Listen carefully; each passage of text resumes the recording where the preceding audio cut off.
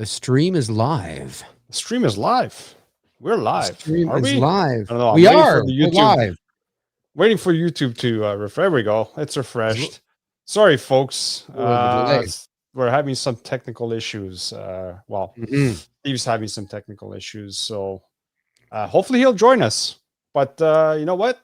Let's get the show on the road. We'll talk for as long as we can. Maybe we might have to cut the show short. We're not live on New Visions tonight because of the issues. And hopefully Steve can join us soon and get the party started. But in the meantime, Dave, yes, welcome aboard. Thank you very much, Alex. It's great to be here. This is the when Steve invited me to come back on, I was like, yes, of course. I was the first guest. I was the Bill Murray to David Letterman. I mean, This is what I was the inaugural guest in September of 2008. I wasn't even a part of the show at that time. No, you weren't. It was Blog Talk Radio. That's right. And I remember that. And it was something he was launching, a new thing he was doing. And yeah, September of 2008, what's that, 10, 11, 12, 13, 14, 17, 18 years ago. Well, this is season 18. 15, so 16, 17. So 17 years ago. So season 18, 17 years. Unbelievable. And you're still doing it, and you're going strong. We are, minus some issues here and there. Well, minus the technical difficulties you've had tonight. This is why I do this. So there you go. Right. Keeps me sane. I think Steve is faking the technical difficulties, and he really just didn't want to be here for this. No, I think he went to the LCBO to pick up. He might have forgotten. There it is. There it is. So we can make fun of him now because he's not here. He's gone on a ghost hunt. That's it. That's what it is. Yeah. But yeah, that's so Dave, let's get the party started. Tell the folks a little bit about yourself, what you do, Port Robertson, the whole thing. Let them know. Dive right into it. Dive right into it. Who am I? Well, my name is Dave McRae. I am I've worked in the entertainment industry for almost 25 years. I have been a professional voice actor for 20 of those years now. Wow. And so that's my day-to-day job. That's my full-time job. Okay. And so many of your viewers have might have heard my voice, wouldn't know my face, of course, necessarily, unless you follow me on my YouTube channel. But I've done everything from radio and television commercials, network promos, movie and game trailers, animation, narration. I've done it all. Does sound familiar. Yeah, well, there's a lot of people that sound like me, and I sound like a lot of other people. Yeah. But yeah, no, I've had a successful career at it. I'm very thankful for that, and it's been great. It's been very sort of it's just been full of sort of very interesting experiences being a part of one of the most important parts of the entertainment industries, or industry, I should say, but sadly often misunderstood, unappreciated, and unrecognized, which is the voiceover side, the voice acting, right? It's so important. You hear voice actors every day of your lives, whether it's radio and TV or animation, narration, but we don't stop to think that, oh yeah, there's a real person behind that, that voice or that commercial or that promo or that movie trailer. Yeah. So that's sort of my area of where I've spent most of my career in the entertainment industry. I did go to film school back in the late 90s, and I wanted to be a filmmaker. That's my first love and my first passion. So I went to film school. I did not graduate. I did 2 years, and then I left because I wasn't really happy with the program, and there was so much going on, and I just wasn't really. I mean, obviously people do graduate, so it wasn't too much for some people, but it was just a little too much for me. And just a lot going on. I couldn't, there's too much work. So I left. So I decided to pursue my career from a different angle, and I got into the on-camera acting. I started out as an on-camera actor in the early 2000s, and I did that for about 4 or 5 years. And then I broke my teeth playing road hockey, very Canadian. So I obviously couldn't go out for auditions with broken teeth unless there was somebody looking for an actor with broken teeth. And so at the time, or during that time, while I was getting my teeth fixed, my agent at the time started to put me out for voiceover, and I had done some voiceover before. I grew up in a media family. My father was one of Canada's top journalists and columnists for many, many years. He's since passed, but so I'm very familiar with the radio and TV and all that kind of stuff because my dad was on the radio and TV. And so I did have experience in that area, but of course, doing it for a job and as a living, and then, so yeah, I fell into the voiceover side of things in about 2005 and haven't looked back. That's And, awesome. but my first love is movies. Mhm. And so, yeah. So anyways, I could go on and on and on, but I don't But want that's the meat of the stuff, though. but that's the meat of it. Right. Yes. Yeah, Exactly. exactly. Yeah, exactly. Yeah, so that's me in a nutshell. And awesome. of course, I've over the last 5 or 6 years, I've been concentrating more now on the filmmaking side, sort of Right. going back to my first love, still doing the voiceover, of course, because that's my job, but also going back to my first love as a filmmaker. So I'll make this short. So between 2020 and 2024, myself and my best friend of over 30 years, who also works in the industry, Bruce Dale, we decided to do 2 Black Christmas fan films, but shoot them and create them on a professional level, studio quality. And that's what he's here. He's back. He's alive. He's back. I'm here. He's back. He's back. Amazing. How do I sound, guys? Am I okay? You sound good. Yeah. Sound good. I was just giving my spiel of me. Oh man, what a disaster. What a disaster. Oh my God. That's okay. That's okay. You were calm. You were cool. You were collected. This reminds me, Steve, of that time when we had that author on. Sorry, who? That time we had that author on. Remember back in the day? Oh yes. That's it. I gave Dave the quick lowdown before the show, right? Oh yeah, Yep. certain author that. Yeah. Pretty much, I contacted him and he's here today. Come on in, everybody. Come on. No. You're an icon. There you go.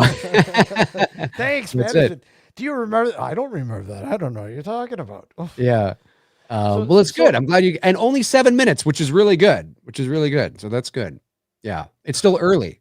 Yeah, it is still early. No, I mean that. I was just in the middle of doing my spiel about me. So continue, please. I will pick up. Go ahead. okay. Continue. Well, I was talking about who I was, how I began, voice actor, all that kind of stuff, and so yeah. So the filmmaking side, obviously, I wanted to go back to that, my first love, and so because six years ago now, when I turned 40 in 2019, I thought, well, I'm not old, I'm not young, I'm kind of hitting that, so if I'm going to do this, if I'm going to make a real go at it, I should start now. And so, but I didn't want to bite off more than I could chew, like I said. So my producing partner, my best friend, and we decided to do something very Canadian, which was do a sequel, unofficially, of course, but do a sequel to the original Black Christmas, which is one of the greatest, most influential horror films of all time. It spawned 2 remakes, but it never spawned any sequels.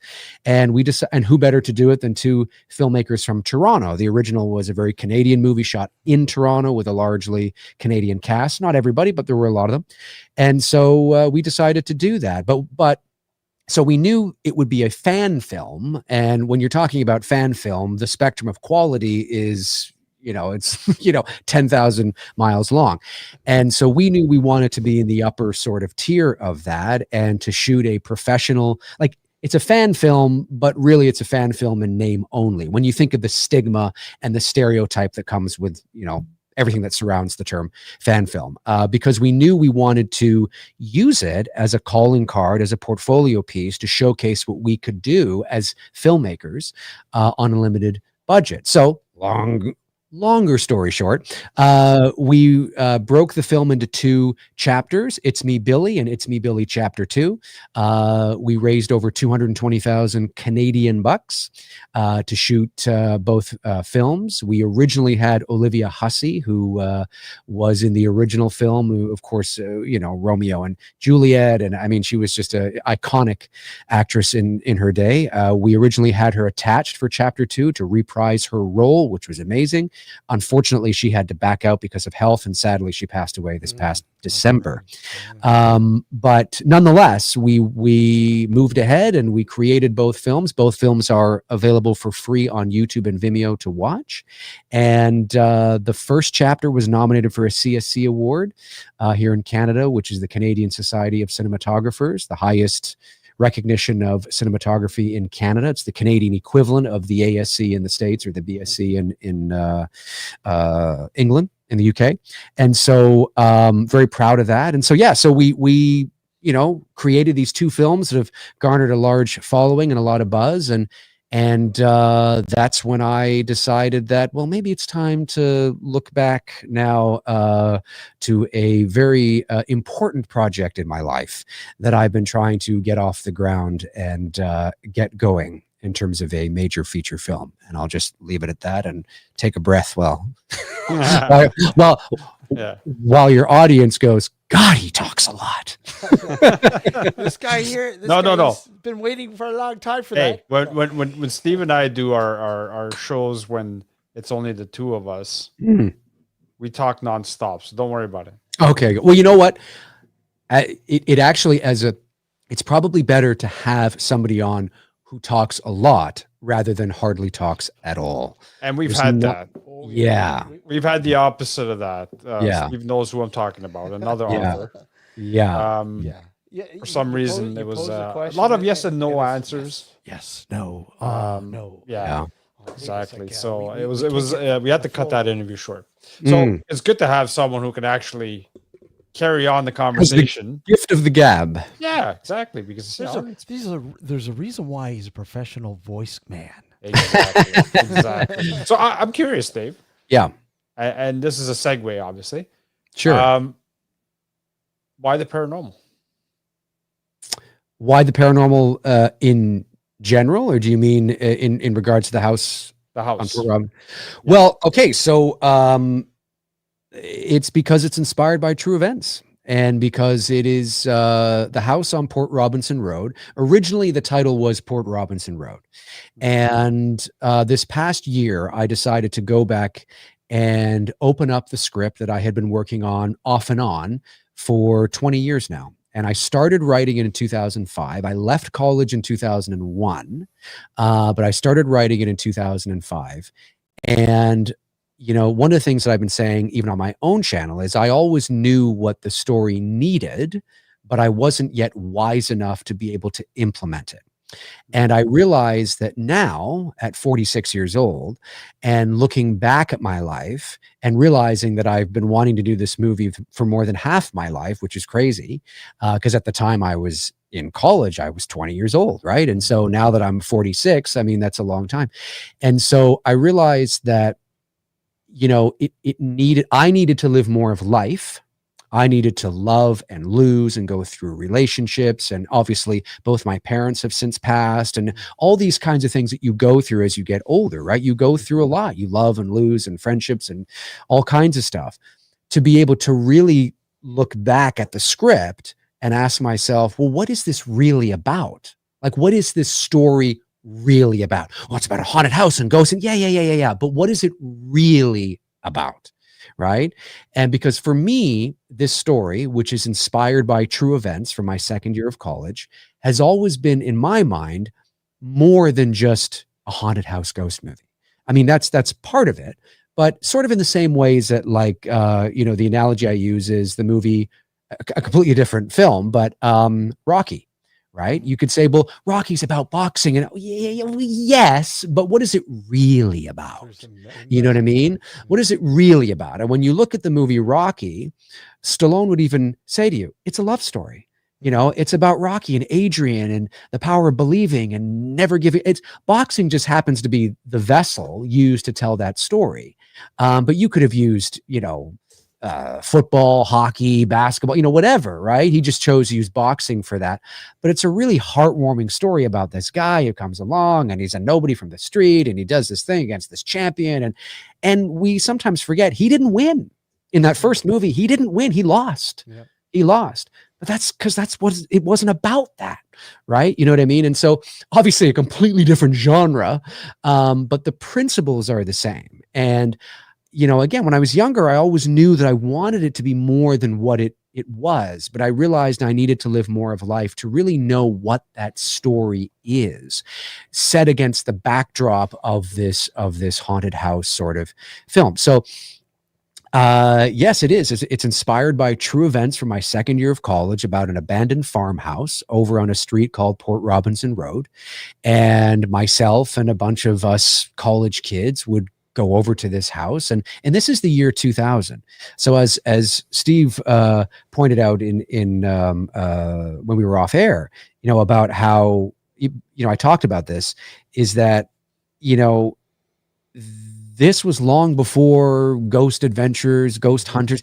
It was long before ghost hunting was even really a thing. Was even sort of, it was a thing. People did it, but no, we didn't call ourselves ghost hunters, or we weren't doing it for, there was no social media. There was no, smartphones. The internet was in its infancy. The internet was Yahoo and MSN Messenger. That really was your internet, right?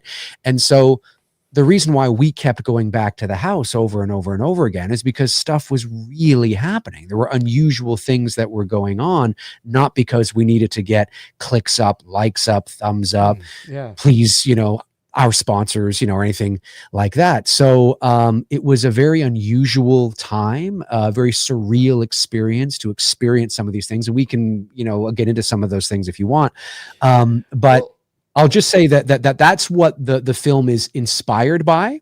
So obviously I have to take creative liberties in order to tell a story, to adapt it for the screen. Yep.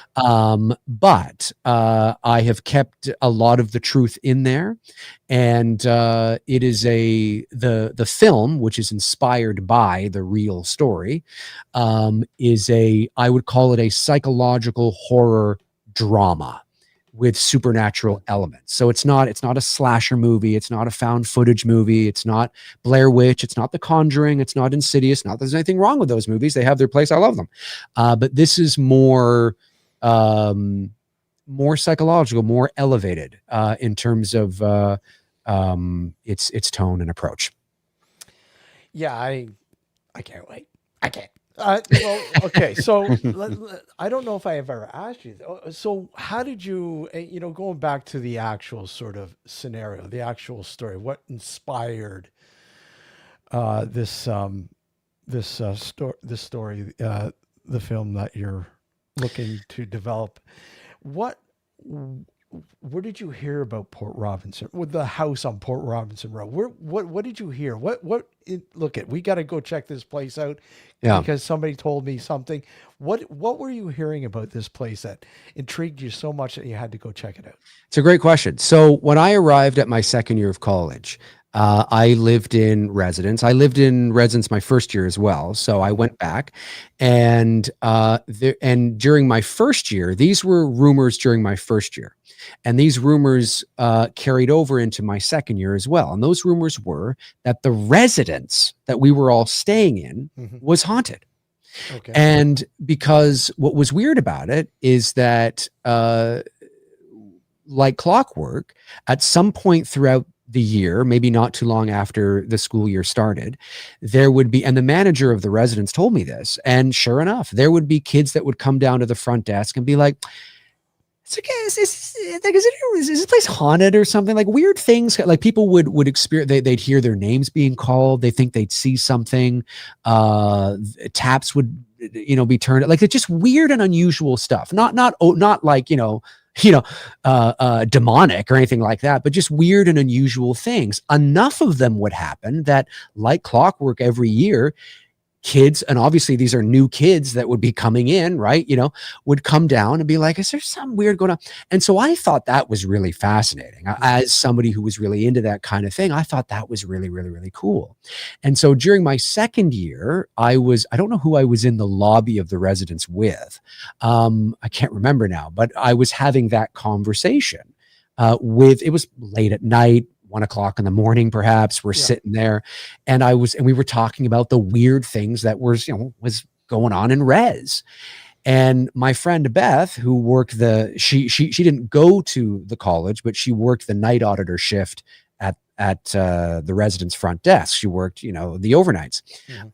She perked up and said, well, you should have seen what I saw, the other day. And so it was her that obviously overheard this conversation, which sparked, a memory that she had. And she said, well, have you guys ever heard about the house over on Port Robinson Road?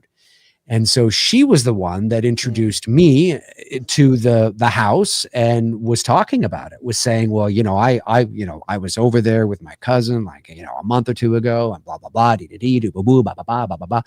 And we were all like, whoa, like, really? That's really cool. Well, where is this? Oh, it's just like 5 minutes down the road. What? Just 5 minutes down the road? We're like, and this is amazing, And when you're 20 years old and you're living off microwave, dinners, I mean, this is amazing, And of course, again, think of it's 25 years ago. So it's not like it's 80 years ago, but so much has grown. Technology expands, as you guys know, exponentially. And today is a very different world than 25 years ago. Oh, yeah. I mean, this is a year before 9/11. Bill Clinton was still president. There were no smartphones, no social media. As I said, the internet was Yahoo and MSN Messenger. I mean, it was more than that, but I mean, it was basically that, right? And so very, very different world. And so you're always looking for something to do, and to get out and do. And so we thought that was really, really cool. So it was her that sort of turned me on, and, others onto this house that was 5 minutes down the road, this abandoned farmhouse off in the bushes. Is that still there, that house? No, it burned to the ground in February of 2002. That sucks. And so and I don't think it was anything paranormal. It was probably the owner of the property or whatever wanted to collect insurance or something or whatever. So, and you notice all this stuff always centers around farmhouses.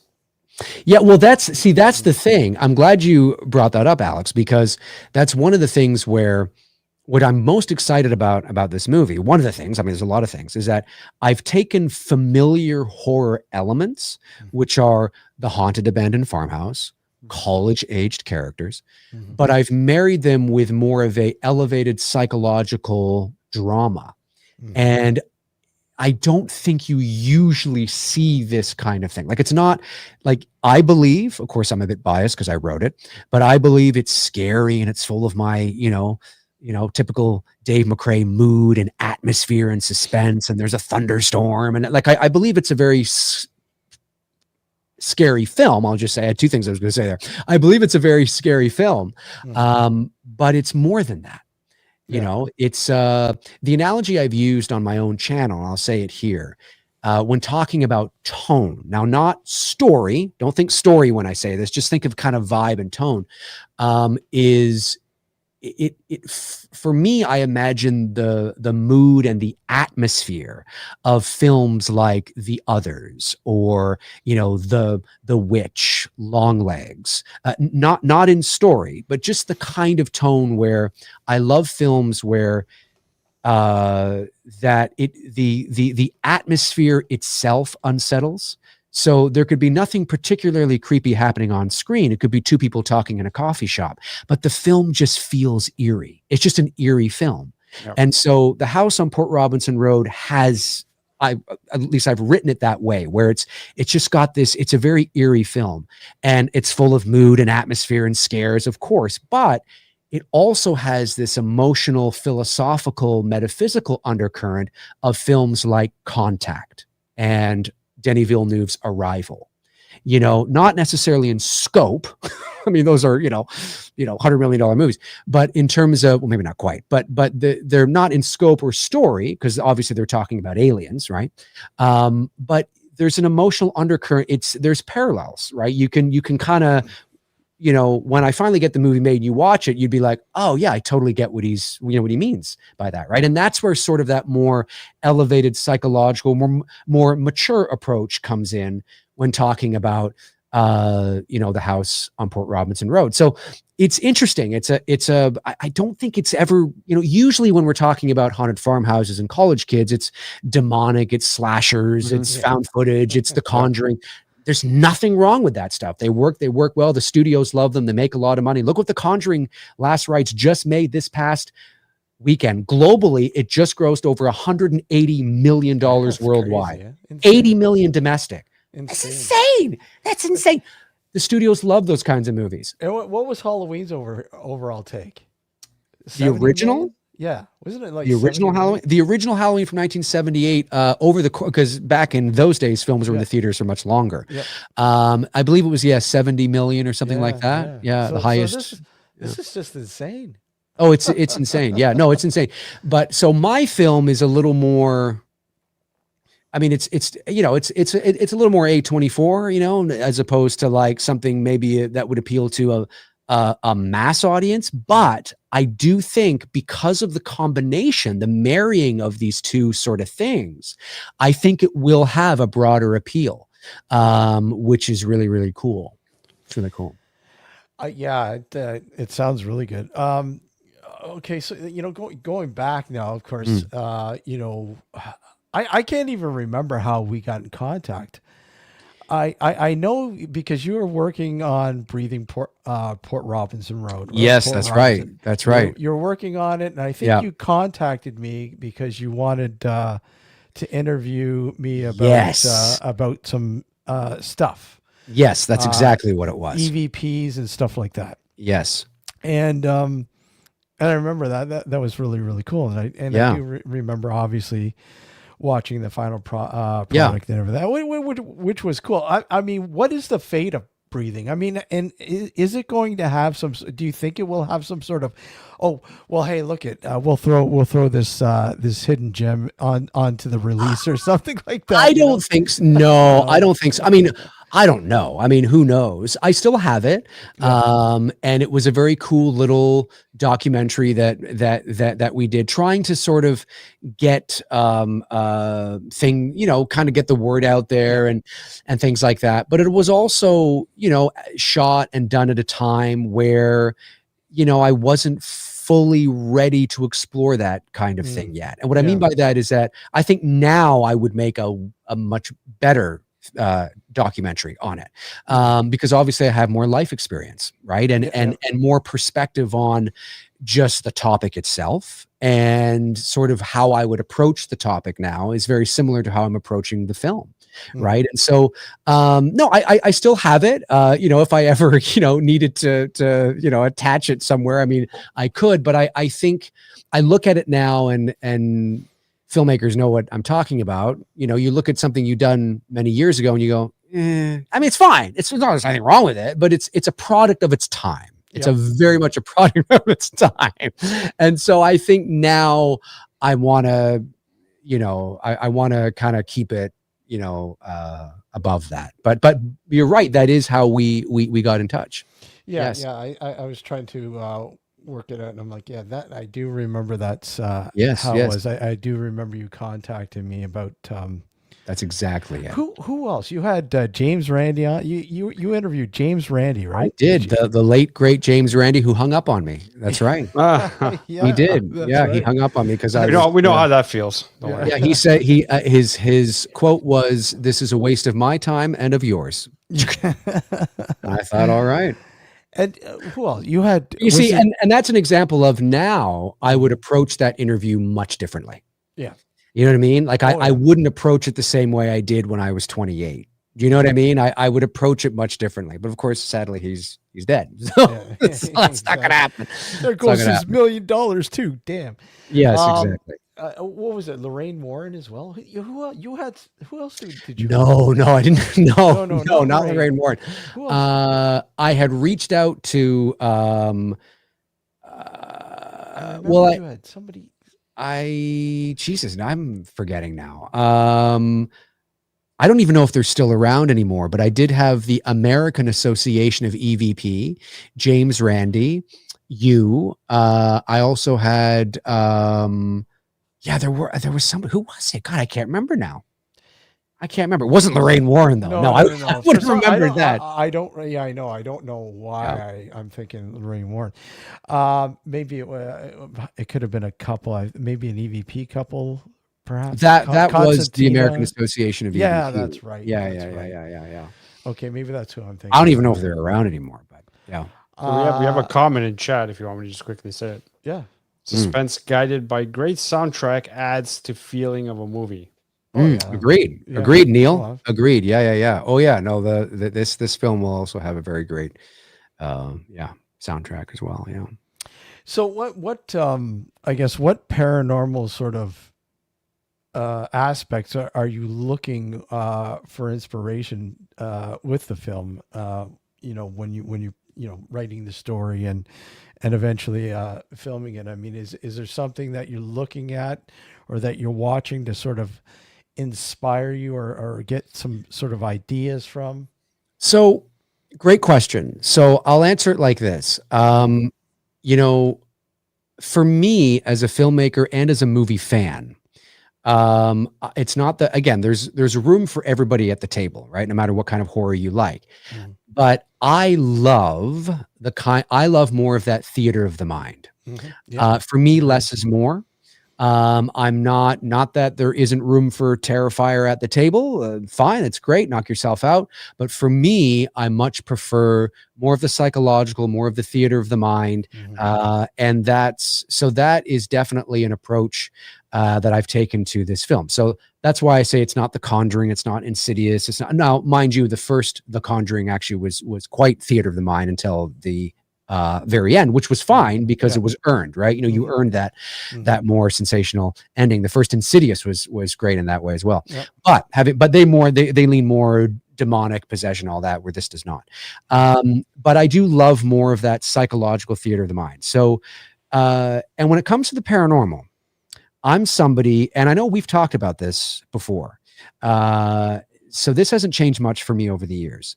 So what happened to me and my friends in the early 2000s, in the year 2000, again, this was at a time that was before this kind of thing was business. Now everybody and their dog has got a YouTube channel, a paranormal thing and all this kind of stuff. And everybody's got a show and ghost hunters, ghost adventurers, paranormal site, ghost this, ghost that. And it's so sensationalized and it's over the top and it's crazy. And you guys know, I mean, you guys have been doing this a long time. You guys know that, and it's true, 99% of the time, nothing happens. If you're actually being serious, and you actually go out ghost hunting. I hate saying that because it sounds so cheesy, but if you actually go, as you got, proton packs and hey, I got one of those. Yeah. Amazing. But if you actually do go out and you're, go into an abandoned place or a place that's supposedly haunted, it's not that nothing can't happen, but it's 9 times out of 10, nothing happens. When I say nothing, I mean nothing noteworthy, right? But there's that 10%. There's that 10% where something does happen. But then within that 10%, maybe only 3% of it is like really like, whoa. Do you know what I mean? And so it's not enough to sustain a television show. It's not enough to sustain a YouTube channel, which is why a lot of this stuff that I see, I roll my eyes because I know damn well it's performative. I know it's not that maybe it's all fake, but I mean, they have sponsors they have to appease. They have to get their algorithm up and the likes up and the subs up. And this is their jobs. This is what they, especially if you're a big channel with millions of, subscribers. And so, I watch these shows and I go, that's not, I mean, they make it seem like ghost hunting is like Ghostbusters, and it's like, it's one of the most, it's like making a movie, a movie. I mean, as a filmmaker, of course, I'm really into it and I love it. But to the average person who doesn't know how movies are made, it is the most boring experience of your life. If you were to go to a movie set, there's a saying of hurry up and wait. And that's what making movies are. And you see the final product with the glitz and the glam and the movie magic, but making a movie is very boring. There's nothing glitzy about it. And so, anyways, I digress, but I'll just say that for me, this real experience that happened long before any of this stuff existed, social media, all that kind of stuff. And so I want to be as truthful to the real experience as I possibly can. I do have to take creative liberties because you're trying to entertain, right? Yeah. And you do have to do that. But for me, it's about, there isn't one thing that inspired me necessarily. It's more about being true to what the kind of horror movie I want to see, the kind of ghost story I want to see. Like my favorites, like I said, The Others, you know what I mean? Like, oh, what a fantastic, ghost. Oh, and what a great twist. Great story. I like it better than The Sixth Sense. I do. Not that I don't like The Sixth Sense, I like it enough. What about The Changeling? Great. George C. Scott. Oh, yeah. Movie. Brilliant movie. And so The Others is more in that vein. I mean, there it might be a little, because obviously I have my scares and thunder and all that kind of, so it might be a little more sensational in that sense in terms of environment and mood and atmosphere. But that kind of thing. It's not a jump scare a minute. It's not that kind of thing, because I'm making the movie that I want to see, that gets me excited about that kind of thing. You're actually giving the people who are the people who are going to watch this movie a sense of this being very haunting. Yes. Oh, for sure. And it's a slow burn, but you know what? You're still on your toes because it's just so uneasy and. Yeah. And it's a character-driven film. It's not a plot-driven film. It's a character-driven film. Yeah. And so we're introduced to these characters, and these characters are not just, archetypal wooden cardboard people to get us from A to B. Yeah. There's more going on. There's more of, again, that's where the philosophical, the existential sort of layers come into it for the film, and for the let's just say for the ghosts as well. I mean, who are they? What is their story? Why are they there? Again, like there's more to it than it's not the kind of, much to maybe the disappointment of maybe some people who want like a, Conjuring. It's not that. Yeah. It's not that. It's got heart. It's got soul, no pun intended. And it's more, like I said, it's more it is scary. It's going to scare you. Absolutely. But it's more than that. You know what I mean? There's a bigger picture here, because for me, and this is a great segue into this, for me, I can only watch so much, and we've talked about this over the years. I can only watch so much of those types of ghost shows and things like that, because the goal of those shows is not to get to the bottom of something. The goal of those shows is it's cyclical. Oh, sorry. It's repetitive. It's the same thing. We have our tools, we scream and yell, we run down hallways, and we suddenly, and at the end of it, we realize, yes, this is haunted because we picked up EVPs and things like that. But it's like, well, okay, so what? What does it mean? What's the bigger picture? Who are they? Where are they? And if you don't mind, I'll explain what really inspired me to actually, back in 2000, actually start to make the decision in my mind to actually make the film. Okay. And what that is we all know what EVP is, obviously. Mm-hmm. And I was not familiar with the term when this happened. And then I discovered what it was. And so, and I have the EVP. Actually, I think I might have it on my Rodecaster. I may be able to play it for you here live. I'm just saying. But anyway, so EVP. Now, EVP, again, because of Hollywood, because of these ghost shows, they've become, again, sensationalized, overused. They don't really mean anything anymore.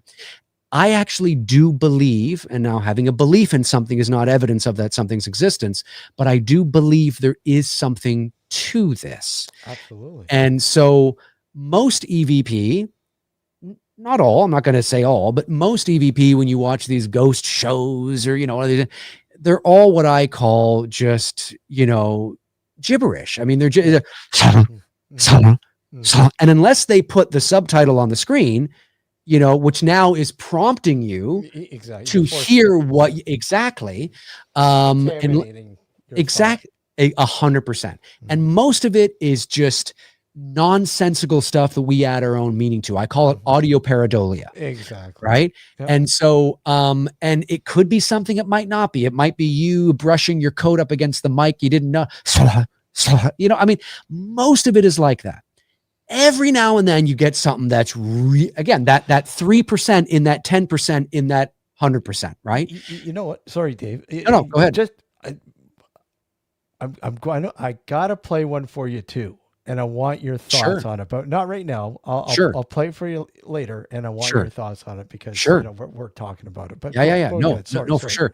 So, so one of the things that I did as a 20-year-old kid was I was wise enough then to know that, hey, I've seen those like shows on A&E or, you know, whatever it is, where people bring their tape recorders and they pick up stuff on, you know, their tape recorder. I didn't know it was called EVP at the time.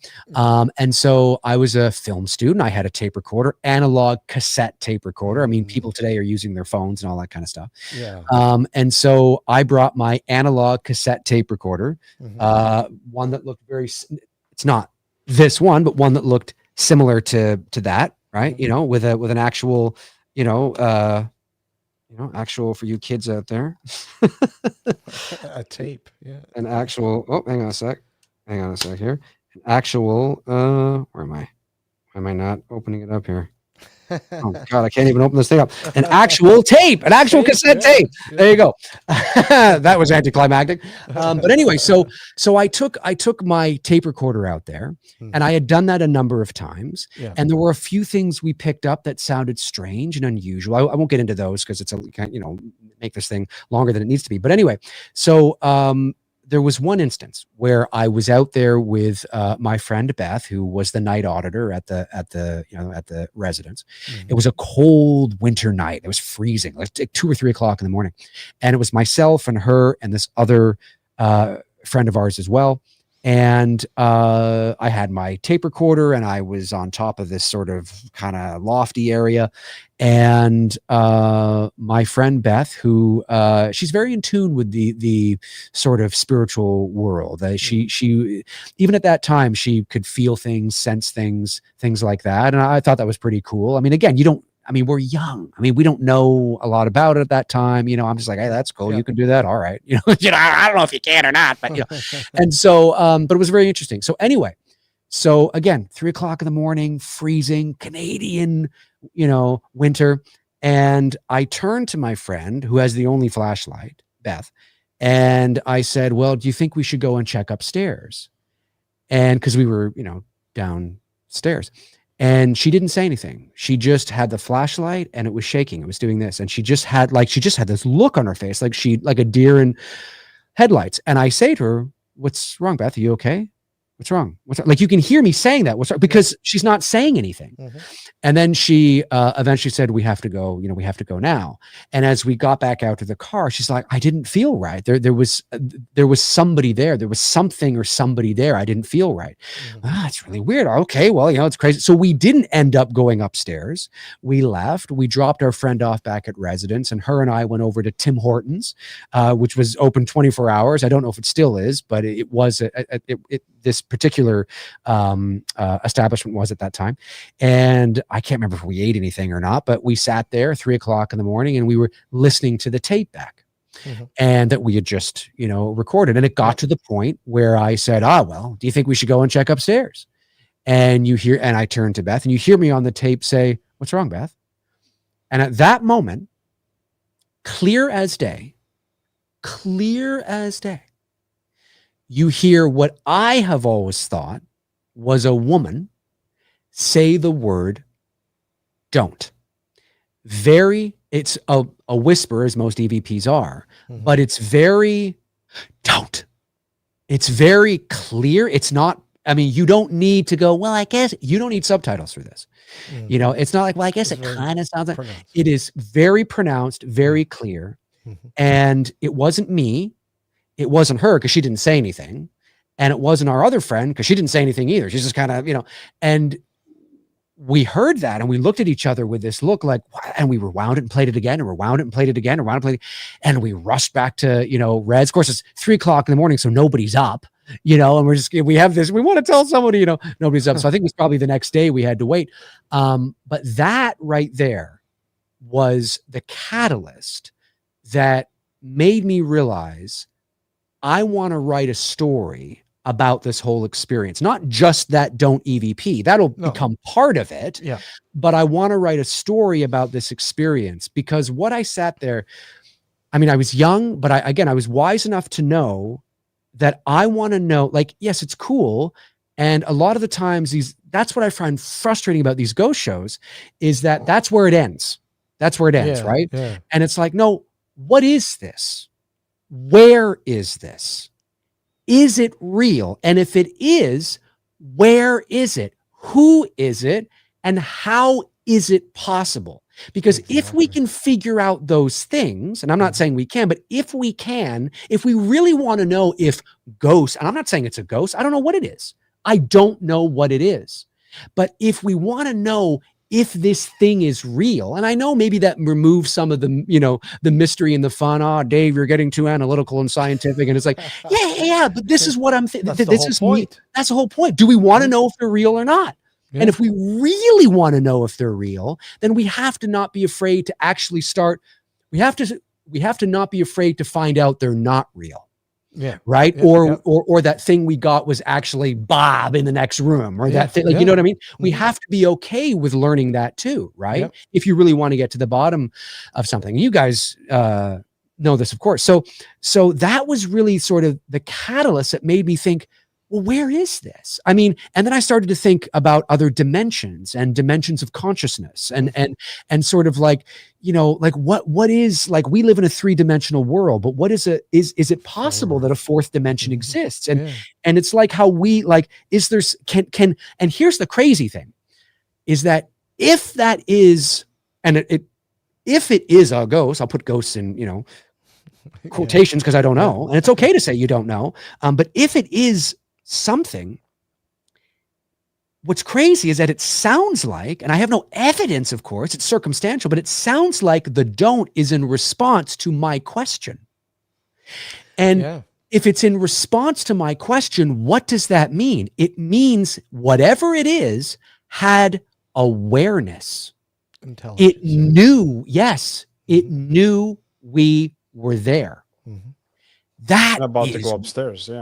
Yeah, that is wild. Mm-hmm. I mean, think about that beyond the ghost hunting shows, and the sensationalism. Think about it on a very sort of base level here. Let's come back to Earth, for a moment and think, wait a minute here.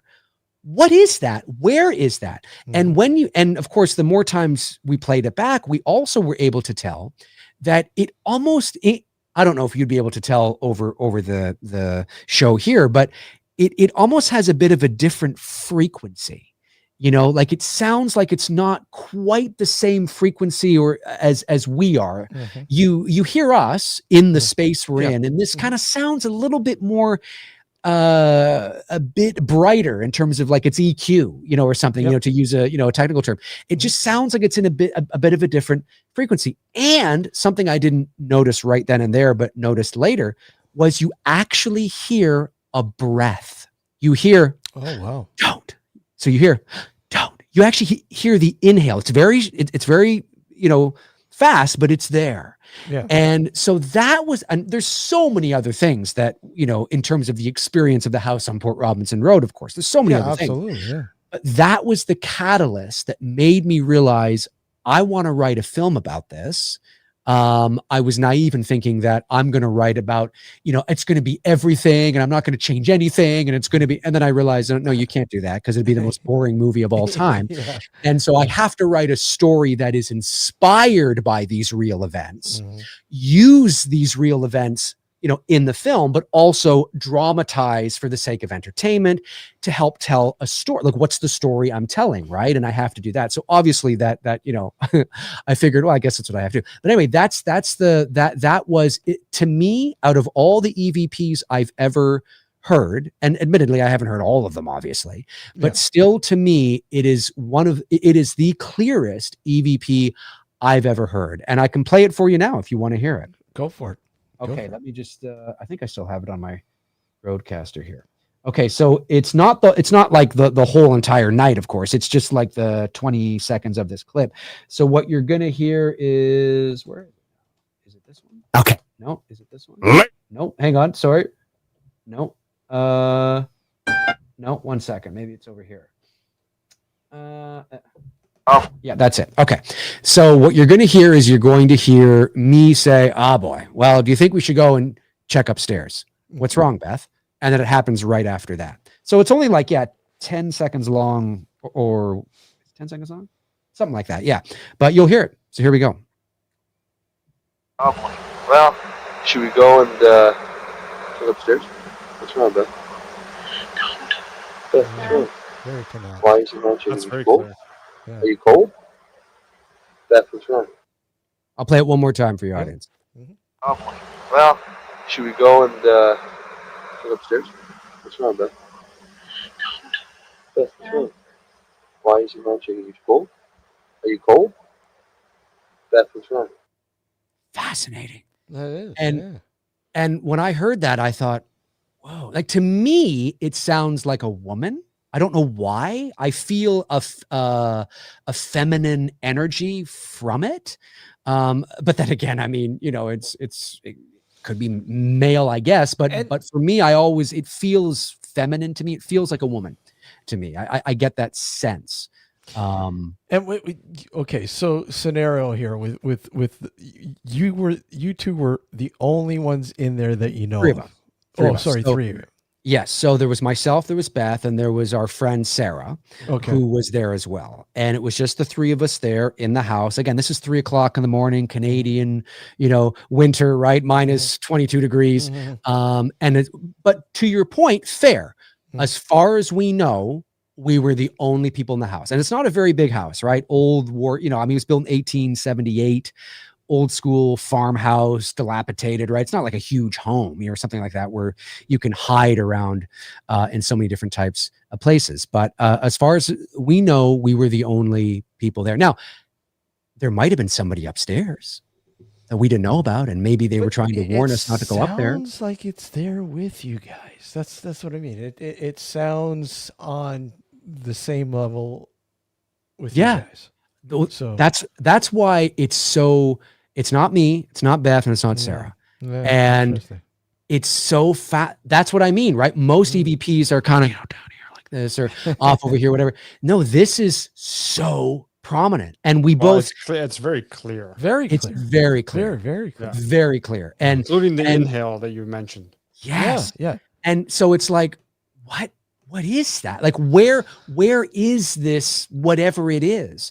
And that, for me, that's what excites me. I mean, we can watch these ghost hunting shows and ghost adventure shows until we're blue. You could just go around in circles. But I want to know, well, hang on a sec. Where is it? Like, where is it? What is it? Where is it? Yeah. Where is it coming from? And is it the same thing as like, we operate in a three-dimensional world? Well, there are certain bugs in our world that, although they live in a three-dimensional world, they operate in a two-dimensional sort of they operate in a three-dimensional space, but their whole world is in like 2 dimensions, right? Like an ant or something, or certain bugs can't look up. Well, if you and I see like a bug on the ground and we step in front of the sunlight, right? And all of a sudden the shadow is going to be cast over this bug, and this bug is going to be like, what the fuck? Where the hell is it coming from? And then you and I get out of the sunlight and the sun's back. And that little bug is going to go back to all his little bug friends. Like, you're not gonna believe what the fuck happened. I'm out there and I'm walking along and I'm carrying something. And all of a sudden the shadow, I know where it came from. No idea. Because the bug can't go like this and look up. Right? You know what I mean? And so, again, I use that as an example of, is this that kind of thing? Like, is it where it's like, we live in we don't know where this is, because it is literally impossible for us to see this other dimensional space. Exactly. And that's the kind of stuff that, and it feels like, yeah, let's talk about that. Let's investigate that, because it feels like we're getting somewhere rather than just, oh, this place is haunted and here's some EVPs and that's the end of the show and roll credits. It's like, yeah, well, I mean, how many times are we going to do this? And so, yeah, it's that EVP was the catalyst for me. But there was nobody else there. There was nobody else there. It was just the three of us. And but you're right. It's as loud as us, but it sounds like to me, it's a little bit of a different frequency. I'll play it one more time for you, and you let me know what you think. Yep. It sounds it's just something different. Although I'm not sure if it's going to come through right online. But anyway. Well, should we go and go upstairs? What's wrong, Beth? Beth, what's wrong? Why is your mom shaking? You cold? Are you cold? Beth, what's wrong? Sounds a bit metallic.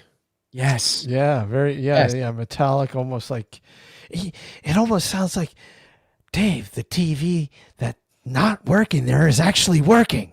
Yeah. No, it's just very eerie. It's there with you, but yet it, like you said, a different frequency. Right. Exactly. Exactly. And so anyway, that was sort of the real catalyst that inspired me to, kind of one day make a movie about this whole experience.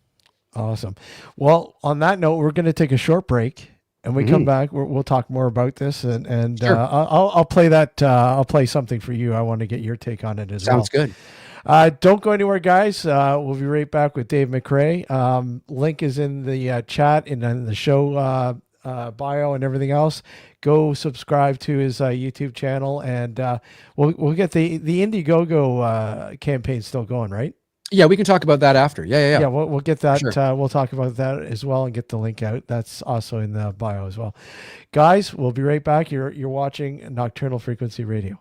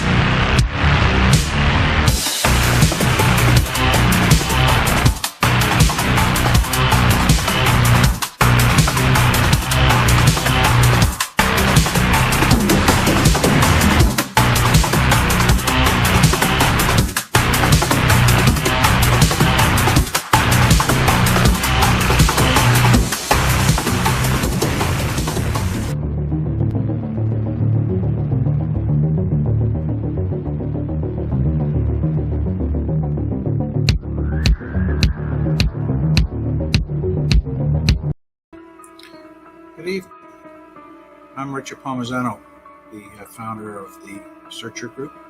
It's a paranormal company, the oldest in Canada.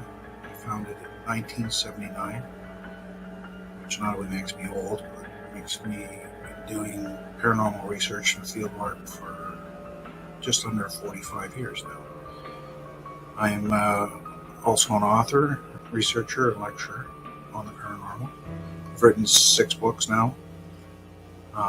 And I really enjoy coming on with Steve and Alex on Nocturnal Frequency Radio, as well as listening to the shows, because there's a lot of interesting guests there. I like it, looking at this stuff, because it opens your mind to other options and other alternative thoughts. And, there's always time to learn new things. So I hope you join us and come and see Nocturnal Frequency Radio. Thank you. So let me ask you, what makes for good radio? My 5 favorite songs all day long. Play it again. No. As many commercials as physically possible. What? No, why would that be good? Great music, great talk shows, no commercials. Precisely.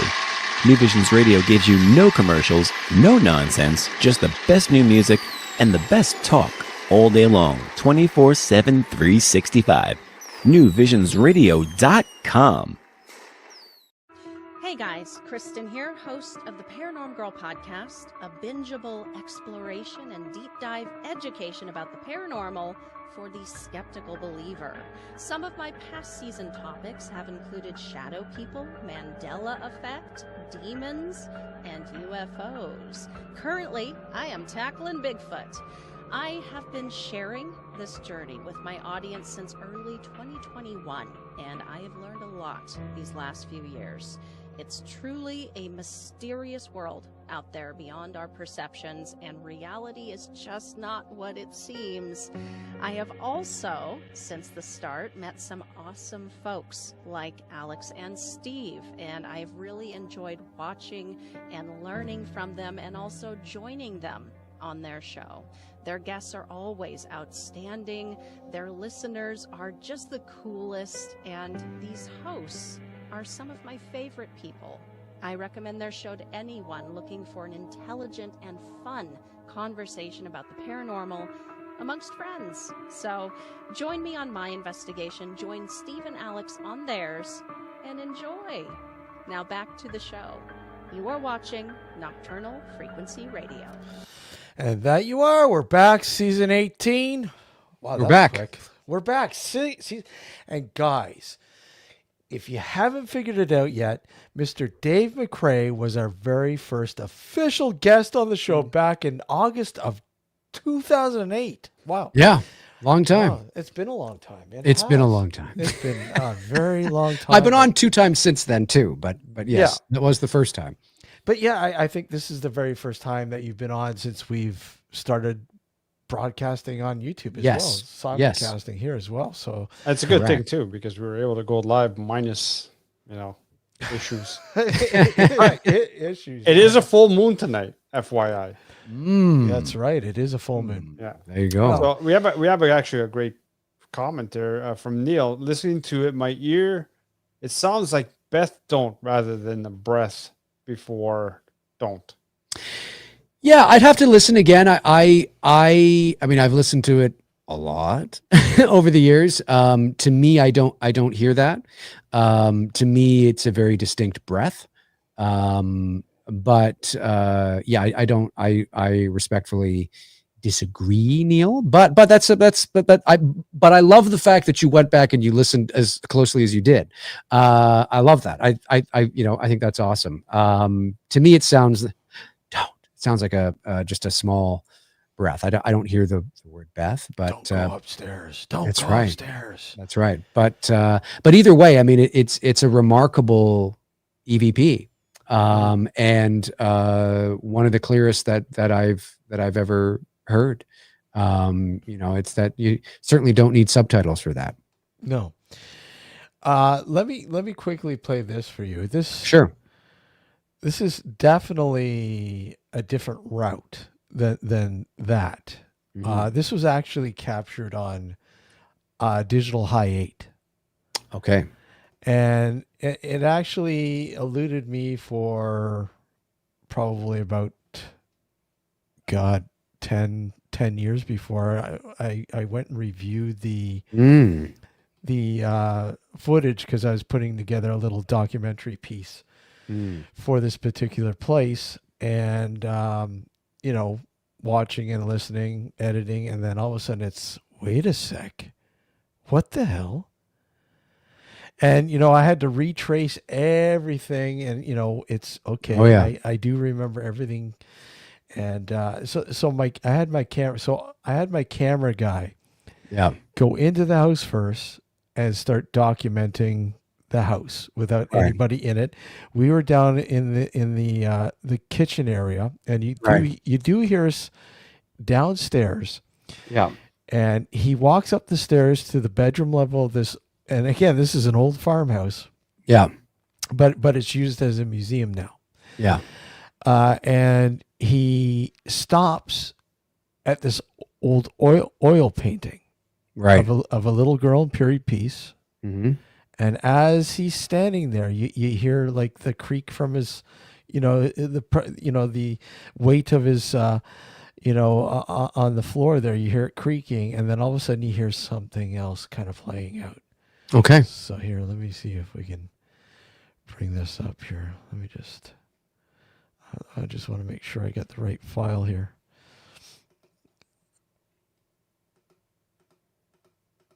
Okay, this is the right file. So here we go.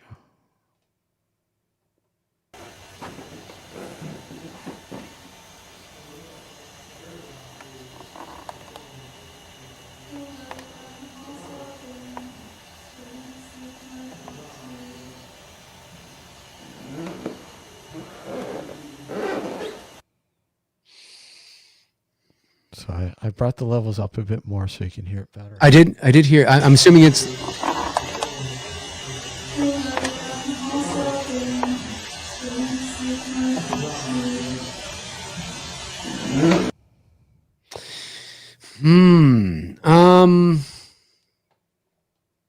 That's a tricky one. Yeah, because I can hear you guys in the distance. Mm-hmm. Or I can hear a male voice, baritone. You hear the bass. This is higher, so it comes across as more female. Mm-hmm. Yeah, I would. I don't know. It's hard to know, sort of, because like I need to know like how far are you from him? Were there any females with you? No, downstairs. There was one female, but not directly with him. With him. He was by himself up a flight of stairs, right, and over a bit to the back of the house. Do you think that whatever that is, that thing? Do you think it's speaking English? No. It's not, and I've had several people analyze it language-wise, and I've had all sorts of scenarios, but the one that seems to be coming to the forefront is French, and it's a French nursery rhyme. And I had a guy, I can't remember exactly, but what he was saying, I have to go back and look at it again, but right, he was basically saying it was something about keeping me safe before I go to sleep, right, and that's basically in French. I forget the name of the nursery rhyme he said it was, not like a prayer sort. Right, but a prayer. But a prayer. Yeah. Right. Interesting. Yeah. No, I think it's really fascinating, and what it reminds me of is. I can't remember if I was present during this. No, I must have been. I remember, but I don't think it was my tape recorder. I think it was somebody else's. But they were there with us. I remember what it reminded me of is at the house on Port Robinson Road. Yeah. I remember there was a night where you could hear in the background other people that were not us. And it was a very distinctly different language. And I don't mean, I'm not trying to get all conjuring. It's Latin and it's the devil. I don't mean that. I just mean it's as if you're in like a, French city or a German city or whatever. And you just hear, it's just that kind of thing. Right. And I remember that. And it was very sort of almost Charlie Brown teacher, kind of thing, but a different, and it was, and that is one of the things I haven't talked, a lot about that because I have to go through the tapes to find it. And I would have it, but that was again, another, it's very weird. And I'm sure you had this experience when you hear it. And it's so difficult because I can't prove to anybody that wasn't me going, don't, you know what I mean? I can't prove it. No, you can't. But it's the feeling, and you guys know this, the feeling is almost indescribable when you get something that is like that, and you can't prove it, but that it's not you, Paul, or Jim, and you're like, what the hell is that? What is, I don't know what that is. And this sounds very similar to, not the don't, but very similar to the different language. There was one night we were over there where we picked up a very distinct, different language, like we were in somebody else's home and they were just sort of having a conversation. There was nothing evil about it or anything like that.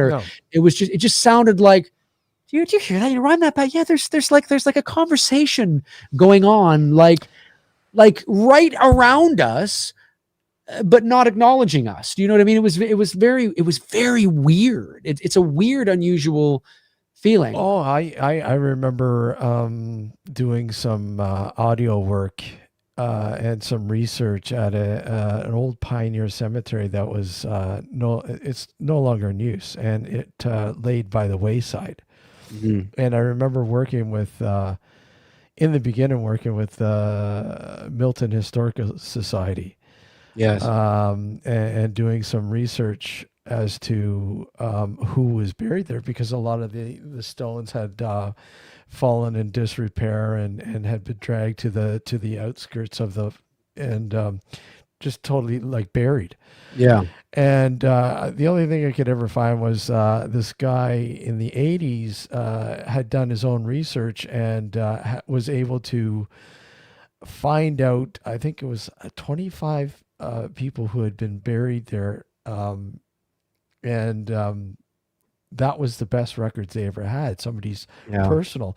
But I remember going in there and we'd always go late at night, early in the morning, because you can sort of control the environment a little bit more, because it's in a very, very, very very quiet area, very, very on the outskirts of any town, small town, just a few residents in the area.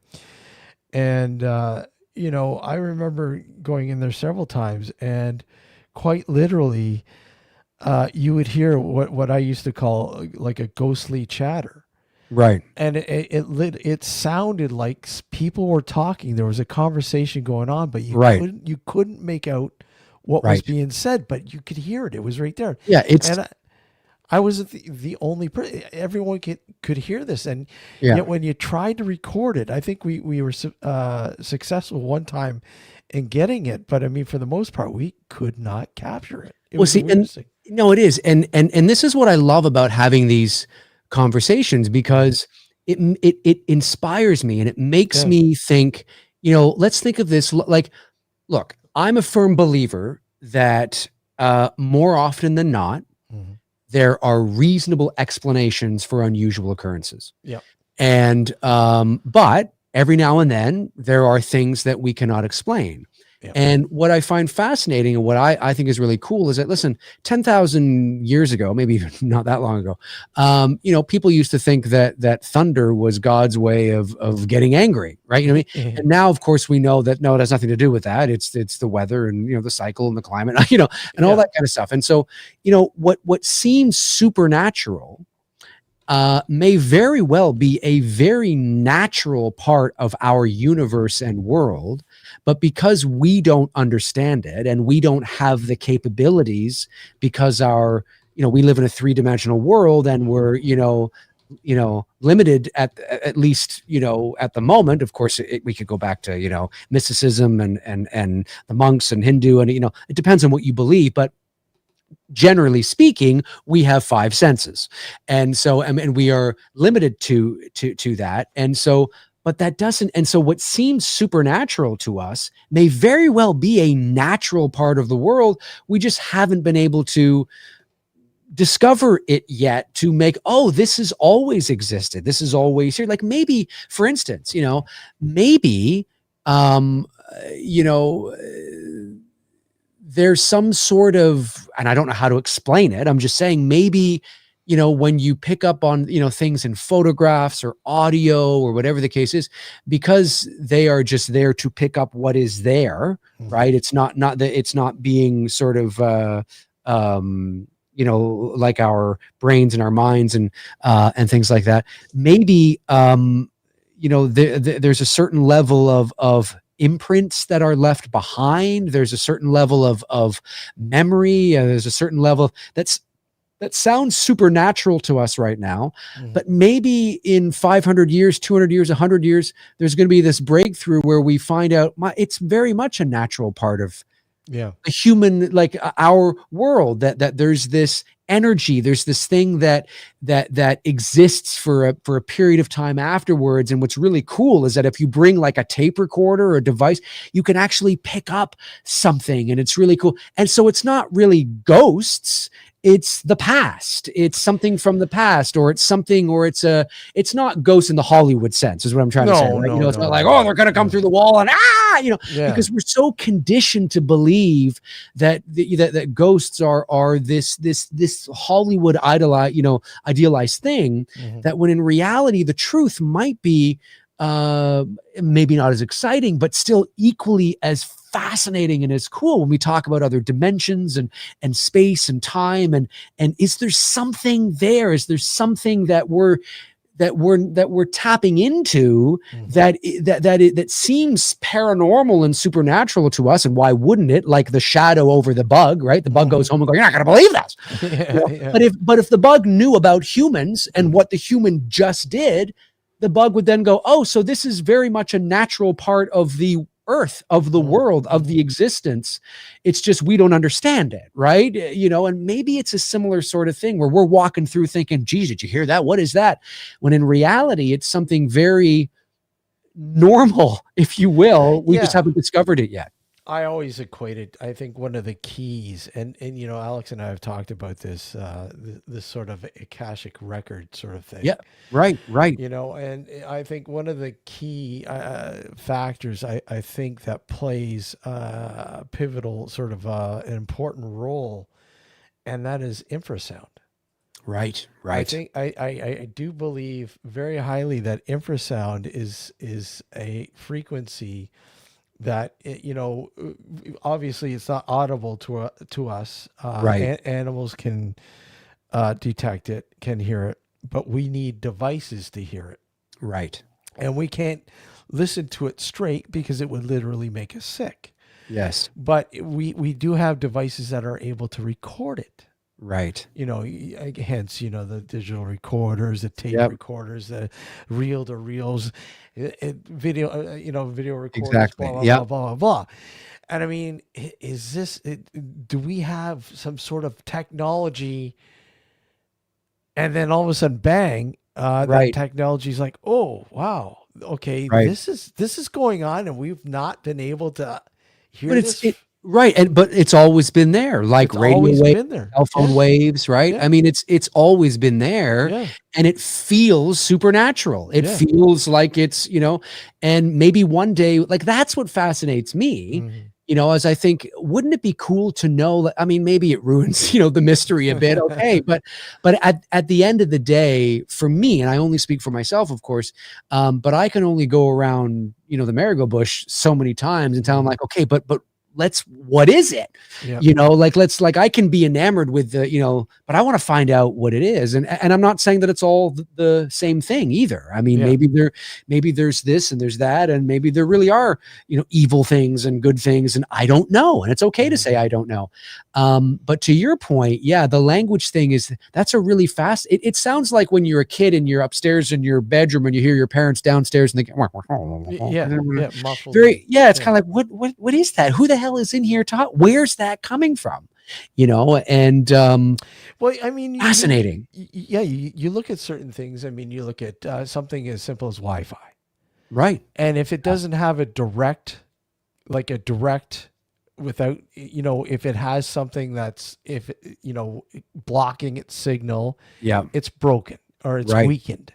Yes. And it kind of like, okay, is this sort of the same thing, that there are barriers that are blocking it or blocking us from hearing it perfectly or at all? Right. And I mean, is it because we just don't have the mechanisms anymore? That's it. To understand it, and we need devices to pick it up.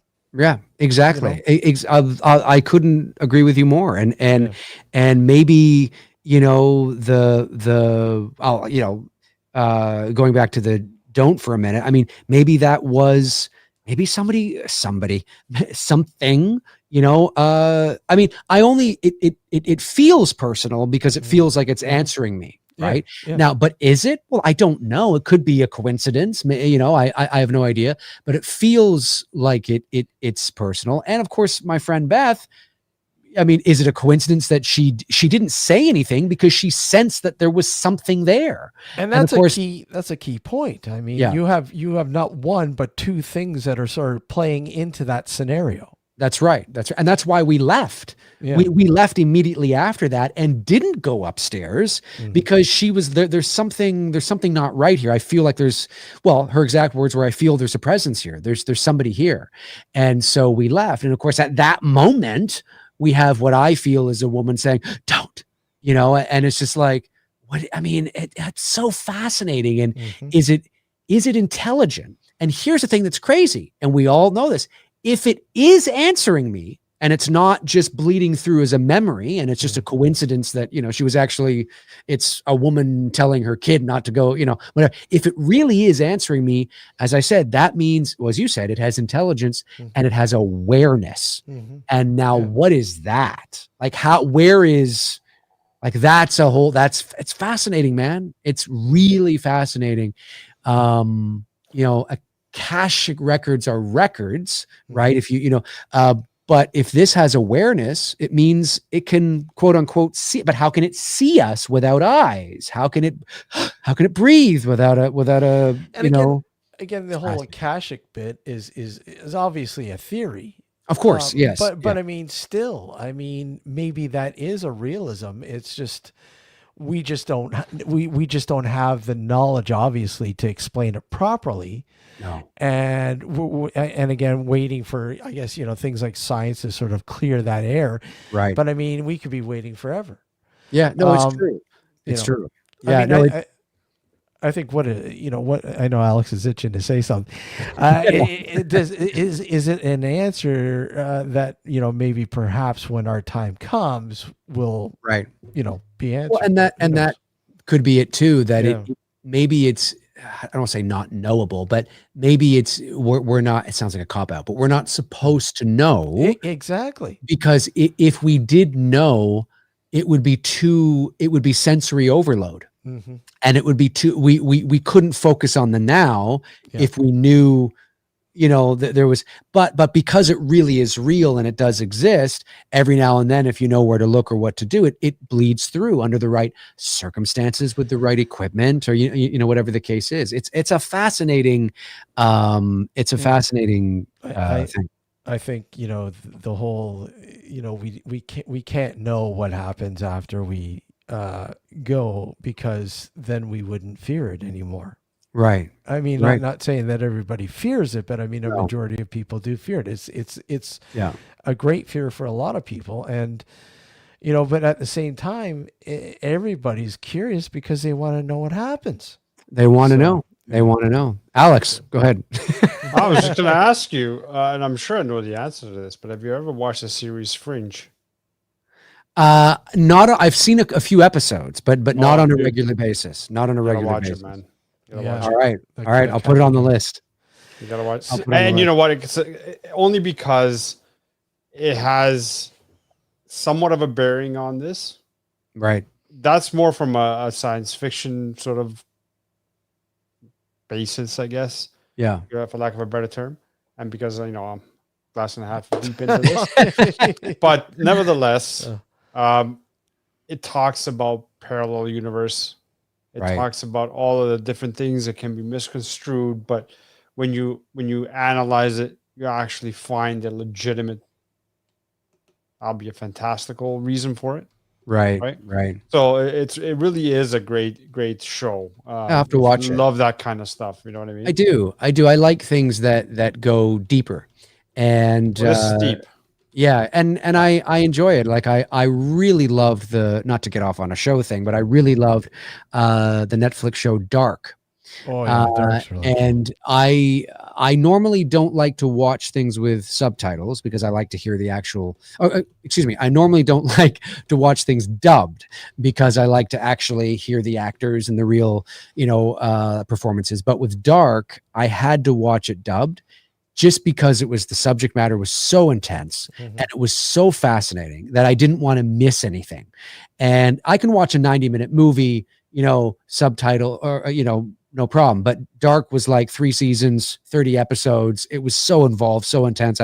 But the point I'm making is that what a fantastic show. And I love how deep they went and the theories and all this kind of stuff. And that's what I mean is that I think I'm not saying I don't give spoilers away, but I'll just say that like I said, there's an air of that kind of philosophical layer to the house on Port Robinson Road. Not necessarily going as deep as Dark did, but I just mean in terms of, it's right in the synopsis for the house on Port Robinson Road as well. Basically saying that the friends, there's an experience that happens. They start to question what exactly has happened. They start to have philosophical debates about this, which is the catalyst that begins this journey for them into figure out what happened. And it's a transformative one for them emotionally and spiritually and as young kids, and not young kids, but as 20-year-olds. And so it's a, yeah, I mean, those are the kind of things that not that, hey, there's always a place for The Conjuring and Insidious and Amityville Horror and, that kind of keeps it kind of in its lane. You know what I mean? But I really love the stories that go, yeah, but what is this all about? Exactly. And because, man, that's where the real, I love watching shit like that. Yeah. You'll definitely love Fringe if you give it a chance. Oh, I'm in. I'm sold. I got an EVP for you. Okay. Not as good as Steve's, maybe, or pending, but it's okay.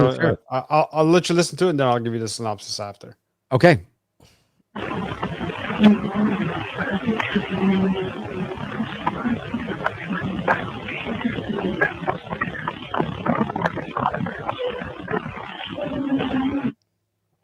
So I heard a couple of things. Is it the woman, like the more, or is it more of the whisper? The whisper. Does it help me? No, I'll play it again. I'll play it one more time.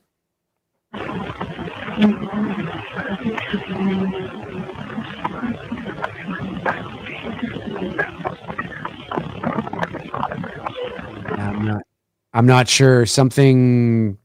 I hear me come to dinner or something. Something. After I tell you what I think it says, you might catch it. Okay. Let me give you a quick, brief synopsis of what happened here. This is at the old Whippy Psych before they tore it down. Oh, I remember Whippy Psych. I've been there. Right? Yeah. This is where we got this. So if you've been there, you know that there's the 2 large main buildings. Yes. And then followed by a bunch of satellite buildings. So we were in one of the main big buildings. Right. It was myself, my friend Jen, who claimed to be a sensitive. Mm-hmm. Right. And 2 other people. And we were on the top floor of one of the main buildings. And we decided to go opposite ways. Right. To cover more ground, obviously. And we said we'll meet later on. So I'm walking with my friend Jen. She gets to a set of staircase and she stops. And I ask her, what's going on? She goes, there's something downstairs. I go, okay, let's finish the floor and then we can go downstairs after. So right after that, we went to the first room on the same side as the staircase. We went in there. It was a small room. I took out my recorder. It's just her and I started recording. That's the female voice you hear is her babbling on about something, and it's hard to make out what she's saying because it's a small room. There's a lot of echoing as well. So it's hard to make out what's. But when I listened back to the recording, I heard that whisper on top of, I can hear the whisper. At the same time. Yeah. The one word that and this is a modified clip. The one word I could clearly make out was downstairs. When I had it analyzed by somebody. Maybe that's what I thought was dinner. The D downstairs dinner. I thought I heard like a dinner. Okay. What I ended up hearing after we got it cleaned up as much as we could was everybody who's still here is downstairs. So I'll play it one more time. I want to see if you catch that. Okay.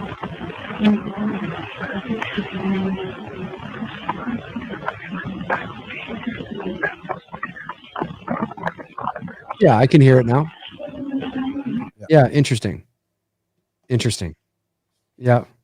The interesting part is that building there in the basement, which we eventually went down to the main floor and then subsequently the basement, was the building that housed the morgue of the whole complex. Interesting. Yeah. Yeah. Whippy Psych was I think I'd only been there once, but it was remarkable.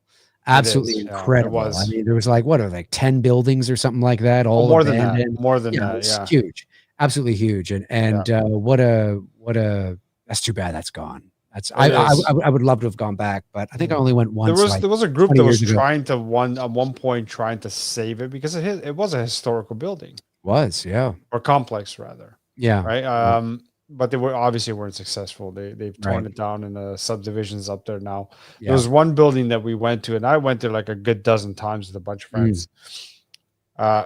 One building in particular, I think it was building 14. It was a smaller building. A bunch of friends and I were at a coffee shop talking about paranormal stuff, and they were skeptical about it. I said, hey, let's go up to Whippy Psych. Right? So we all decided to up and go that very night.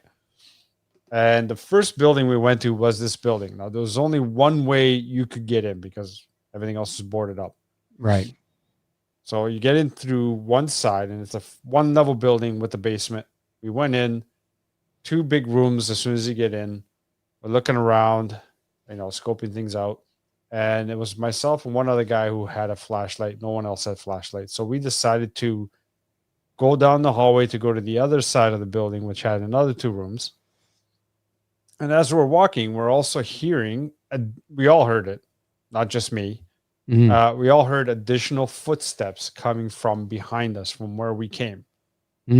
So once we got to the other side, I go, okay, let me go back to where we started because I have a flashlight. Let me go back and see if anybody else came in the room or in this building. I go back, no one's there. I wave to everybody. I say, hey, come back to me. They start coming back to me, and now they hear the footsteps on the opposite side. Interesting. Following them, and there was no way to get into the building from that side. The only side you could get in was where I was. Right. So that was also interesting. Needless to say, the guys who were skeptical were scared shitless, and when they wanted to leave right away. Of course. I didn't get a chance to go in there on the. And did you yell and scream and go, "Oh my God!" Oh, no, folks, that's not how it goes. All right, let's quickly get into the Indiegogo.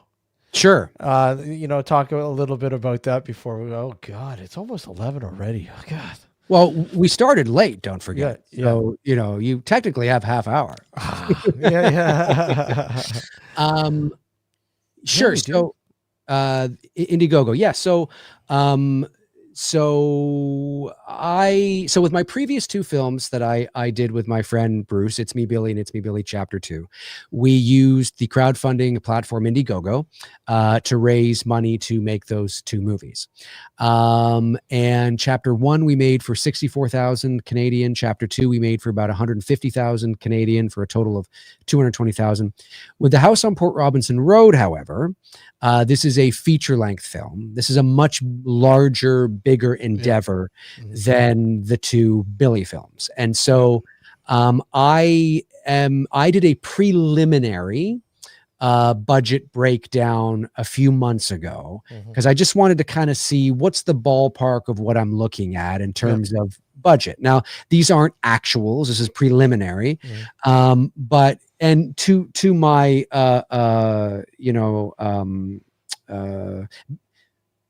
basically confirming what I had thought that it was going to be, that preliminary estimates are in and around the $3 to $5 million range for the film, which might sound, for those of you out there that may not know how much movies cost, that might sound like a lot of money. It's actually pennies in the world of making movies.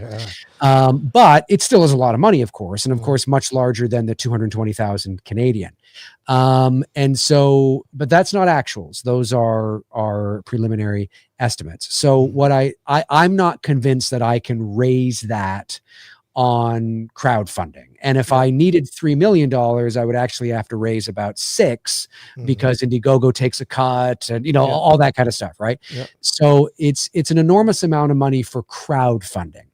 And so what I decided to do was, the script is done. I mean, there might be little tweaks here or there, along the way, but for all intents and purposes, it's done. I'm happy with where it's at.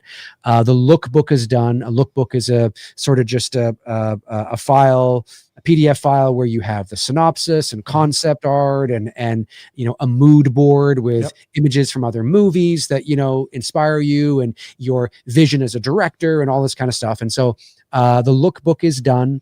Again, there might be some tweaking here or there, but it's done. I've had some people look at it and they think it's great. I've had a few industry friends read the script. They think it's solid. It's great. And so, but the film at this very moment is what I would say what is in development. So it hasn't been greenlit. We don't have a production budget. So I thought, I'm not convinced I could raise $5 million on Indiegogo, but what I am convinced of is I can leverage the community, the horror community, the paranormal, the community, and raise a bit of money for development. And so I didn't want to set the goal too high because I didn't know how this was going to go. Because there's a lot of explaining you have to do when it's for development. Because people are like, "What? What's this for? I don't understand." So and so I set the goal at 20,000 Canadian. I have two stretch goals of 30,000 and 60,000. And so, so that's what it is. It's a development funds campaign. The money raised via this campaign will go towards things like refining the lookbook and pitch deck, having some concept art made, bringing on a line producer. And what a line producer will do, whether they end up being the line producer for the actual movie or not, I don't know. Maybe, if we, get along well, but to bring a line producer on who will go through the script, and one of their jobs is to figure out how much is this really going to cost. And so then they're going to come on and break down and figure out what the actuals are, no longer estimates, but what the actuals are, and figure out how much is this going to cost. Maybe it's not a $5 million movie. Maybe it's a $2 million movie, or maybe it's a $10 million movie, and then you got to figure out sort of, what it is. And then, and then they'll, how long is this? Is this a 6-week shoot? Is it an 8-week shoot? Is it, and you figure all that out. And that's good information to know that when I am talking to a production company, a studio, a producer, an investor, and they say the inevitable, how much do you think this thing's going to cost? I can say, this is how much it's going to cost. And so it's really important to have that number of how much that's going to cost. And part of this development money is to bring on a line producer to do that. It's also to bring on my legal team as well. I do have an entertainment lawyer who worked with us on It's Me Billy Chapter 2. And I want to obviously make sure that I have all my T's crossed, my I's dotted, my ducks in a row in terms of the legalities around this. And of course, lawyers are not cheap.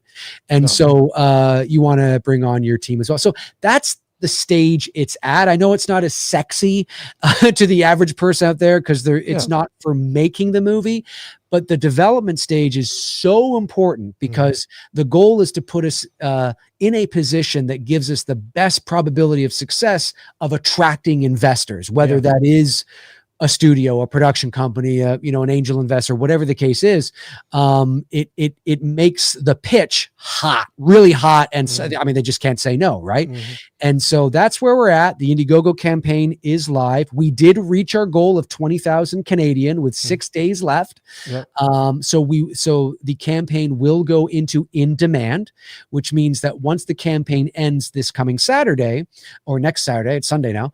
Well, I guess you could say this Saturday because we're on Sunday, but anyway, I always say when the campaign ends this coming Saturday, that means that the campaign will go into in demand and we can continue to raise funds going towards the development of this film. So I encourage you, if you, have been piqued, if your interest has been piqued by anything that I've said here today and you want to know more about the house on Port Robinson Road, the Indiegogo campaign is a great place to do that.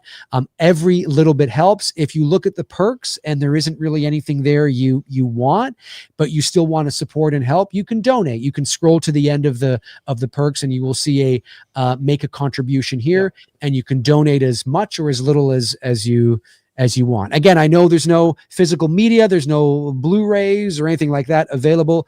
But the reason for that, again, is because I don't even know if I'm going to be in charge of that when time comes to make the film, right? If it's picked up by a studio, well, I'm not going to have a say in how the film gets distributed. So, so that's why I didn't offer it. Unlike the Billy films, which were fan films, we were the studio for all intents and purposes. So I could offer those things. But with this, it's a bit different. So it's very early in the process, but every little bit helps. Every little bit helps. And because we want to make this the best possible pitch that we can.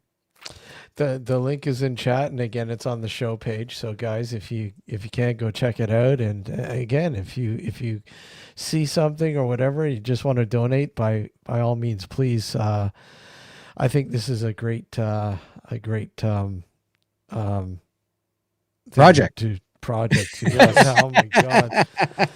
That's all right, Steve. All right. It's been a long week. We just adopted a puppy.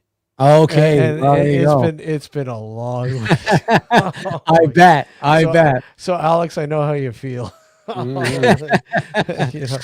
But yeah, I mean, if you're really into it and you want to see the house on Port Robinson Road come to life, and you like this kind of horror, horror that's more of the psychological, more of the theater of the mind, still very scary and moody and atmospheric, but if you like what you read and what you see, then again, every contribution helps. So it's much appreciated. And I do have there are 4 tiers actually on the campaign. They're called the November Files. And there's the November Files, there's the November Files Plus, there's the November Files Platinum, and there's the November Files Legacy.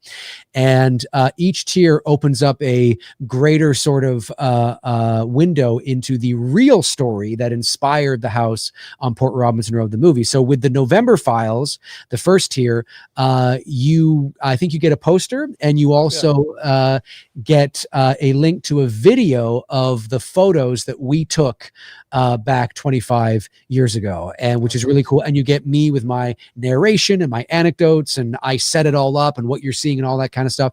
And then with the November Files Plus, you get everything in the November Files, and you also get the audio as well. So a link to a video with all the audio and my narration and what you're hearing and all that kind of stuff. And then the November Files Legacy, the November Files Platinum tier, you get everything in the November Files and the November Files Plus, but you also get the video as well. So you get a video of the house on Port Robinson Road and me walking through what you're seeing and what you're looking at and all that kind of stuff. And then there's the final tier, which is the November Files Legacy tier. That's the top tier on the campaign, where you get everything on the campaign. So every single perk on the campaign you get. And you also get a private link to a live stream with me and some of my middle-aged college friends who were there at the house on Port Robinson Road, and some of these people I haven't seen in 25 years, and we're going to be talking about the real experience behind the movie, and that's part of the top tier where you get everything on the tier. So all the posters, the T-shirts, the novelty Port Robinson Road street sign, all that stuff. You get everything. It's the top tier. So if you're into that kind of thing and that interests you, please feel free to check it out and maybe pick one of them up. It'd be greatly appreciated. That's awesome. I was taking a look at it, and I'm sure I will be helping the cause. I appreciate that. Yeah. No doubt about it. You know me. I've been waiting for this for a while. It's true. It's true. Yeah. No, I know you have. I mean, I've been waiting for this. You're going to be the first person in line, Steve, to see the movie. I think that's me. I'll be camping out overnight in your chair or something. Yeah. Exactly. I'm going to throw you a curveball here. Sure. Let's do it. How do you think the Sabres will do this year? Dog shit. I hope not. I hope not. Oh God, they haven't made the playoffs since 2011. Yeah. And my mother was alive the last time they made the playoffs, and she's been dead for 14 years. I mean, it's just like, what the hell, man? I don't know. I really don't know. I really don't know. I have no idea. I mean, if we're going by the past 14 years, then probably not very well. I just wish they were in the mix. Like they're never really in the mix. Well, you never know. They may have that 1 year. You never know. I mean, maybe. Maybe. I don't know. I don't know. I had to throw it in there because I know how much of a Sabre fan you are. So. I am. They've been my favorite hockey team since I was like 5. Oh God! But I will always root for them. But how about those Jays? I mean, they're doing well. Yeah, but they didn't do well today, though. No, they didn't. Another close call. But they're still 2 up. Yeah. They're doing good. They're doing. I think they have a good team this year. Yeah, they do. It was kind of. But you know what? It's driving. It's driving. So it's exactly. They're playing as a team, and it's not one individual. They're playing as a team, and I think that's what's working. They're not relying on the long ball. No, they're actually playing small baseball, as they say. So it's good. Yeah. It's good stuff. Yeah, they're fun to watch. Well, Dave, it's been a pleasure and an honor to have you back on the show, my friend. I appreciate you guys having me on. This feels like, coming full circle. Like I said, hey, it's, 17 years later, I'm still working on it. Yeah. But you know what? It's cool. And again, the YouTube channel, guys, again, the link's there. Do subscribe to it. It does a great job. If you like horror movies and so on and so on, Dave, does a great job covering a lot of the movies, and I appreciate that. Thank you. Yeah, it's fun. And what about Two Dudes? Two Dudes, and so so we do have a show. We have a Two Dudes show on Tuesday. It's a perk fulfillment show. Yeah. So because that was one of the perks on the It's Me Billy Chapter 2 campaign, which was be a guest on Two Dudes. So that's a perk fulfillment show. We'll be talking about kaiju movies and Godzilla and King Kong, which I think will be a lot of fun. Yeah. It's kind of few and far between because Tony is just so busy. Yeah. His photography business has picked up. He's in a long-term relationship now. And of course we know that takes priority. And so we're just trying to do them when we can, you know what I mean? As much as we can, but we've done over 200 episodes. So there's a lot there to dive into. So, Yeah. No. I was just wondering if it was still on the go. But that's another sort of angle. So that's cool. It's I've enjoyed it. So I appreciate that. Yeah. I didn't expect it to. I just jumped on. I mean, I've had my channel since 2006. I was one of the first to get a channel, but I didn't really do anything with it other than little Halloween kind of stuff. Yeah. And then it was 2017 when I jumped on because I needed somewhere to vent about Halloween. Blumhouse had just gotten the rights, and John Carpenter was back, and the producer chair, and Jamie Lee Curtis was back, and I needed a place to talk about this, and the rest is history. So it's pretty crazy. Well, it's like us here too with our YouTube channel. We never really did anything, and then all of a sudden, well, hey, why don't we simulcast a show on here? Jeez, that's it. Yeah, why not? Why not? But yeah, it's good stuff. Well, Dave, it's been a blast, and obviously we'd love to have you back on, and in the near future to for sure, see what's going on with obviously the house on Port Robinson Road and more. So yeah, well, feel free to follow me on social media if you're interested, and of course I will post there. I do post there as well, so updates will be there too. And all the links, again, are on the show page to find Dave, all the social media and web links. So, right below. Right Right below, below, folks. Dave. Hello, Come Dave. on, Hello, Dave. Do it. Come on. Do it now. Do it now. And guys, if you haven't liked or subscribed, please like and subscribe, and please leave your comments. And we're back next Sunday night. Hopefully, no technical issues. Yeah, hopefully. We can't guarantee Maybe it. I was but- the problem. I mean, It's a combination, Dave. It's a combination of you and the full moon. I think. right. It's the curse of Port Robinson Road. It is. There you go.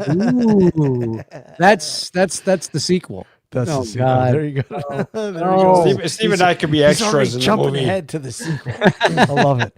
Thinking ahead. That's the way you got to do it. There you Thinking go. ahead. There you go. Yep, that's right.